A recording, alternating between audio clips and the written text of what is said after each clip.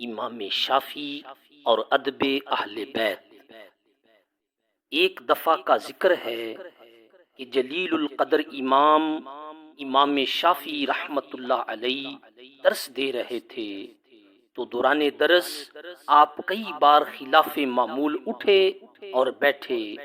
حاضرین نے آپ کے بار بار اٹھنے کی وجہ دریافت کی تو فرمایا کہ ایک سید زادہ بچہ دروازے پر کھیل رہا ہے، جس وقت وہ میرے سامنے آتا ہے تو میں ان کی تعظیم کے لیے کھڑا ہو جاتا ہوں، اس لیے کہ مجھے یہ زیب نہیں دیتا کہ فرزند رسول صلی اللہ علیہ وآلہ وسلم میرے قریب سے گزرے اور میں ان کی تعظیم کے لیے کھڑا نہ ہوں۔